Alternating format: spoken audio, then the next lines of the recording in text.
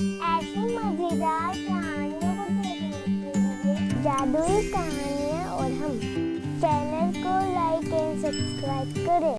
Blefuscu नामक गांव जो कि समुद्र के किनारे बसा था, अपनी समृद्धि के लिए प्रसिद्ध था।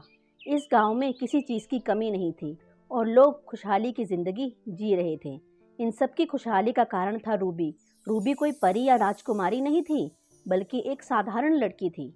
परंतु रूबी के पास थी एक जादुई चिड़िया, जो कि अपने जादू से रूबी की हर इच्छा पूरी कर देती थी। परंतु रूबी ने उस चिड़िया का दुरुपयोग नहीं किया। वह हमेशा उससे दूसरों की मदद करती थी। ब्लेफुस्कू गांव से दूर घने जंगलों में काली पहाड़ी के ऊपर एक जादूगरनी रहती थी, जिसका नाम था क्यारा। क्यारा भेष बदलने में माहिर थी तथा वह अपनी शक्तियों से जो उसकी बात नहीं मानता था उसे जानवर या पक्षी बना देती थी। क्यारा की एक बिल्ली थी जिसका नाम था डेजी। डेजी की एक खास बात थी कि वह बोल सकती थी और वह क्यारा के लिए जासूसी करती थी। एक दिन गांव में एक किसान के 2 बैल खो गए। किसान ने बैलों को खूब ढूंढा, पर उसे वह कहीं नहीं मिले। परेशान किसान रूबी के पास पहुंचा। रूबी ने चिड़िया से पूछा, हे जादुई चिड़िया, मुझे बताओ कि भोला के बैल किस दिशा में गए हैं और कहाँ हैं। तब चिड़िया ने बताया कि भोला के बैल काली पहाड़ी की तरफ गए हैं। भोला काली पहाड़ी का नाम सुनकर डर गया। काली पहाड़ी? अरे नहीं नहीं, वहाँ तो क्यारा रहती है। कहीं उसने मुझे जानवर बना दिया तो मैं नहीं जाऊंगा, मैं नहीं जाऊंगा। रूबी ने उसे हौसला दिया और कहा, आप डरो मत, मैं आपके साथ चलती हूँ। फिर रूबी भोला के साथ बैलों को खोजने चल पड़ी। काली पहाड़ी के पास पहुंचने पर भोला को उसके बैल दिखाई दिए। वो रहे मेरे बैल, इन्हें जल्दी जल्दी से ले चलो। कहीं क्यारा ने देख लिया तो हमारी खैर नहीं। पर चाचा, वो जादूगरनी रहती कहाँ है? रूबी ने पूछा। वो देखो, वो मीनार वाला डरावना महल दिख रहा है। वही है क्यारा का महल। अब चलो जल्दी से यहाँ से।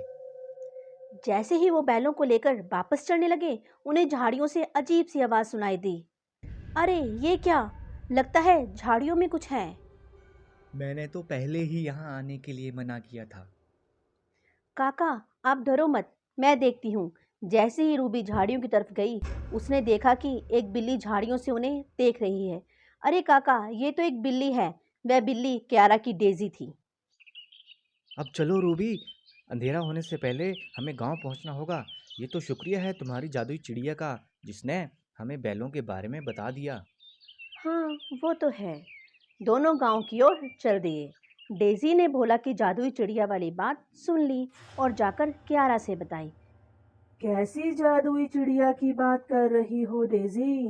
पता नहीं, मैंने उस इंसान को बोलते हुए सुना था कि उस लड़की के पास कोई जादुई चिड़िया है। अच्छा, आओ देखें तो जरा। क्यारा ने अपने जादुई आईने में देखा। उस आईने ने रूबी और उसकी चिड़िया की शक्तियों के बारे में बताया। क्यारा ये देखकर खुश हुई।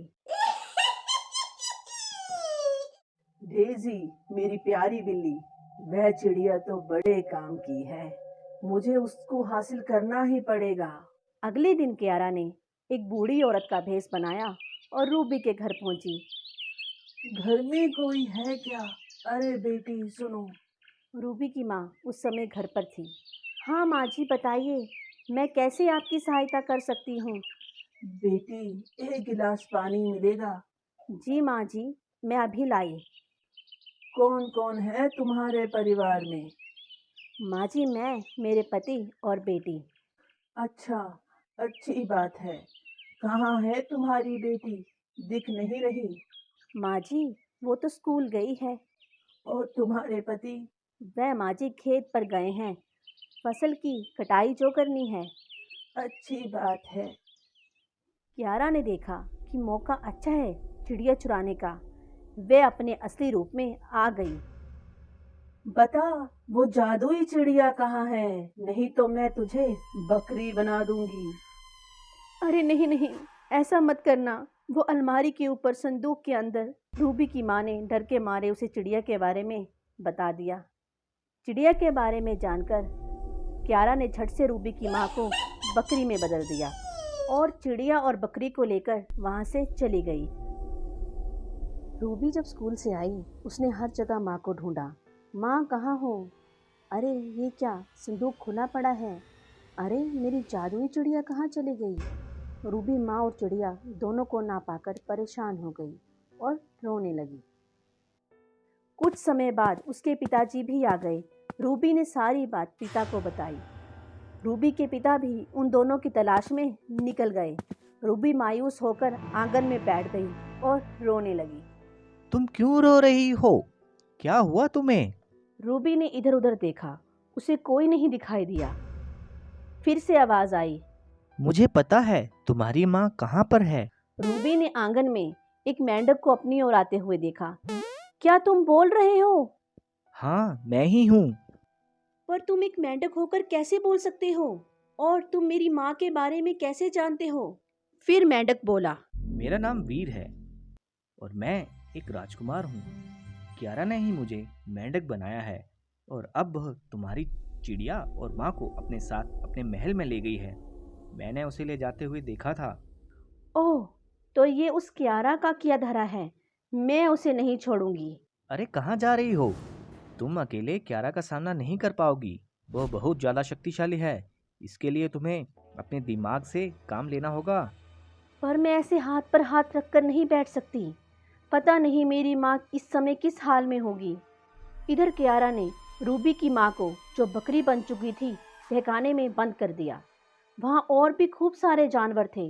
रूबी से रहा नहीं गया और वह अपनी माँ की तलाश में काली पहाड़ी की तरफ निकल पड़ी और उसके पीछे पीछे मेंढक भी चल दिया। काली पहाड़ी के पास आकर रूबी ने जादूगरनी के महल को देखा और वह देखकर हैरान रह गई। अरे महल तक जाने का तो कोई मार्ग ही नहीं है। मैं महल तक कैसे पहुंचूंगी? वह परेशान होकर वहीं बैठ गई। तभी उसे मेंढक की आवाज़ सुनाई दी। देखा, मैंने कहा था ना कि कियारा के महल तक पहुंचना आसान नहीं है। ठीक है, अब ये भी बताओ कि वहां तक कैसे पहुंच सकते हैं। मेरी एक शर्त है कि तुम मुझे अपने साथ लेकर चलोगी, क्योंकि मुझे भी कियारा से अपना बदला लेना है। रूबी ने उसकी बात मान ली। मेंढक ने रूबी से कहा।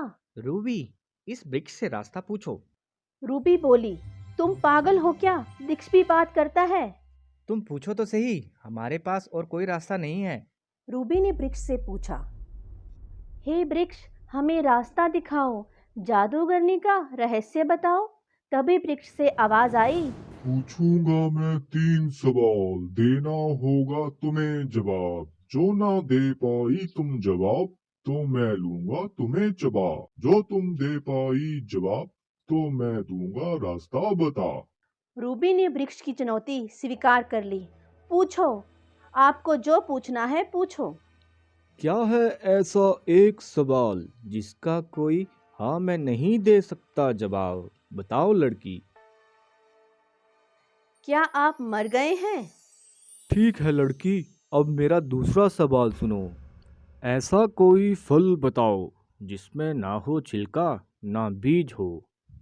शहतूत। बहुत अच्छे लड़की, अब तुम्हारा आखिरी सवाल। मैं बना देता हूँ एक आदमी को, मैं क्या हूँ? रूबी सोच में पड़ गई। रूबी, सोच समझकर बोलना, ये हमारा आखिरी सवाल है। हे वृक्ष, कृपया आप एक बार फिर से सवाल पूछें। मैं बना देता हूँ एक आदमी को, मैं क्या हूँ? आईना।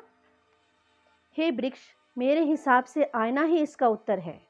बिल्कुल सही लड़की, मैं तुम्हारी सूझबूझ और बुद्धि से प्रसन्न हुआ। ये रहा रास्ता महल तक जाने का, और ये लो एक छोटा सा आईना। ये तुम्हारे सफ़र में, तुम्हारी लड़ाई में तुम्हारे काम आएगा।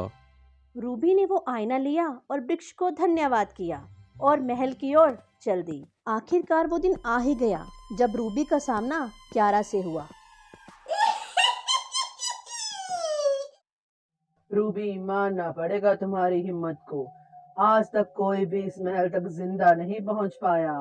अब तुम आ ही गई हो तो तुम भी जिंदा नहीं लौटोगी। 2 दिन बाद अमावस की रात को तुम्हारी और तुम्हारी माँ की बलि देकर मैं और भी ताकतवर हो जाऊंगी। कहाँ है मेरी माँ? तुम्हें जो करना है मेरे साथ कर लो, पर मेरी माँ को जाने दो।